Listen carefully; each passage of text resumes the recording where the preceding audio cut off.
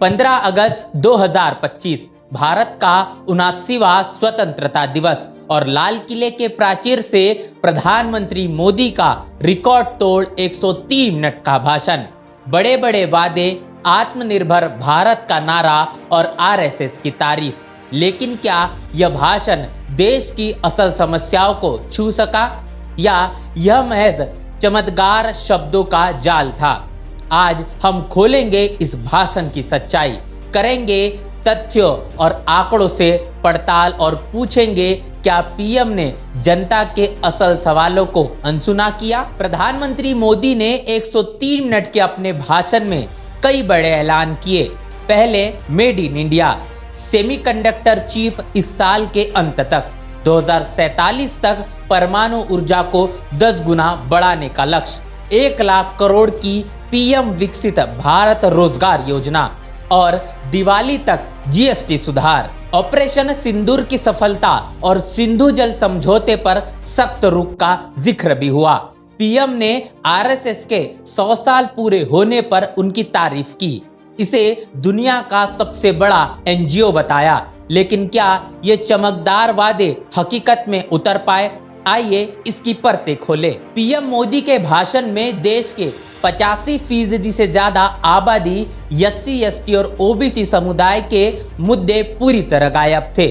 2011 की जनगणना के अनुसार यह समुदाय भारत की आबादी का बड़ा हिस्सा है, लेकिन शिक्षा, रोजगार और सामाजिक न्याय पर कोई ठोस नीति या घोषणा नहीं। 2023 के एनएसएसओ डेटा के मुताबिक एससी और एसटी में बेरोजगारी का दर सामान्य वर्गों से 2 गुनी है, 12.4% बनाम 6.2%। क्या यह सबका साथ सबका विकास के नारे को खोखला नहीं करता? बहुजनों की उपेक्षा क्या सरकार की प्राथमिकताओं में उनकी अनदेखी को नहीं दर्शाती? बिहार में चल रहे स्पेशल इंटेंसिव रिवीजन SIR पर पीएम की चुप्पी सवाल उठाती है। चुनाव आयोग की इस प्रक्रिया पर विपक्ष ने कई बार सवाल उठाए हैं, खासकर मतदाता सूचियों में कथित हेरफेर के आरोपों को लेकर। बिहार में हो रहे SIR के दौरान 65 लाख से ज्यादा मतदाताओं के नाम हटाए गए, जिनमें ज्यादातर वंचित समुदाय से है। यह लोकतंत्र की निष्पक्षता पर सवाल नहीं उठाता? पीएम ने राष्ट्रीय मंच पर इस मुद्दे को क्यों अनदेखा किया? क्या यह संवैधानिक प्रक्रियाओं पर सरकार की चुप्पी को उजागर नहीं करता? शिक्षा और स्वास्थ्य, 2 ऐसे क्षेत्र जहां भारत आज भी पिछड़ा है, लेकिन पीएम के भाषण में इनका जिक्र तक नहीं।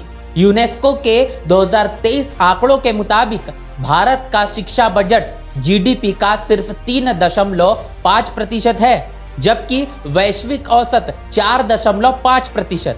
सरकारी स्कूलों में 1 लाख से ज्यादा शिक्षकों की कमी है।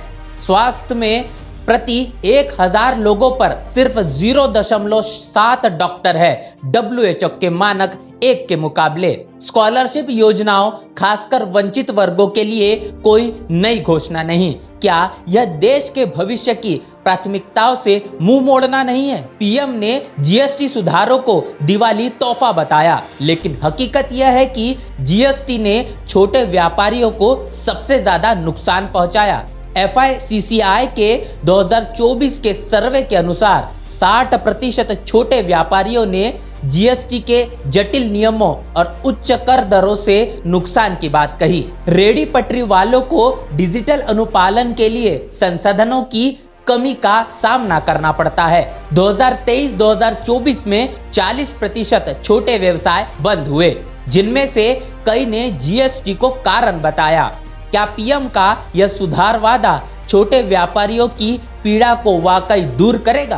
पीएम का आरएसएस की तारीफ करना सबसे विवादास्पद रहा। उन्होंने आरएसएस को दुनिया का सबसे बड़ा एनजीओ बताकर इसके 100 साल पूरे होने पर नमन किया, लेकिन आरएसएस का इतिहास सांप्रदायिक तनाव और 1948 में गांधी जी की हत्या के बाद प्रतिबंध से जुड़ा रहा। प्रधानमंत्री मोदी का लाल किले से आरएसएस की प्रशंसा करना अनुचित और विभाजनकारी है। स्वतंत्रता दिवस जैसे राष्ट्रीय मंच का उपयोग एक विवादास्पद संगठन को बढ़ावा देने के लिए राजनीतिकरण की बू आती है। यह देश की एकता और समावेशिता के सिद्धांतों को कमजोर करता है। आरएसएस के वैचारिक इतिहास को देखते हुए इसका महिमा मंडन सभी समुदाय के लिए स्वीकार्य नहीं हो सकता। पीएम मोदी का 103 मिनट का भाषण भले ही चमकदार वादों से भरा हो, लेकिन इसकी सच्चाई यही है कि यह कई अहम मुद्दों पर मौन रहा। बहुजनों की अनदेखी, बिहार के एसआईआर पर चुप्पी, शिक्षा, स्वास्थ्य की उपेक्षा और छोटे व्यापारियों की अनसुनी पीड़ा, ये सवाल जनता के मन में है। आरएसएस की तारीफ ने इस भाषण को और विवादास्पद बना दिया। क्या यह नया भारत का ब्लूप्रिंट है या सिर्फ बड़े शब्दों का शोर? इस पूरे वीडियो को लेकर प्रधानमंत्री मोदी के जरिए लाल किले की प्राचीर से जो भाषण दिया गया, इसको लेकर आपकी प्रतिक्रिया क्या है, लिखकर कमेंट बॉक्स में जरूर बताएं। बने रहे नेशनल चौपाल के साथ, मिलते नए वीडियो में, तब तक के लिए जय भीम, जय भारत। बहुजन समाज की हर खबर पाने के लिए चैनल को सब्सक्राइब करें, लाइक करें, शेयर करें। नेशनल चौपाल को बचाने के लिए ज्वाइन बटन क्लिक करके चैनल की सदस्यता लें और चैनल को आर्थिक मदद करें।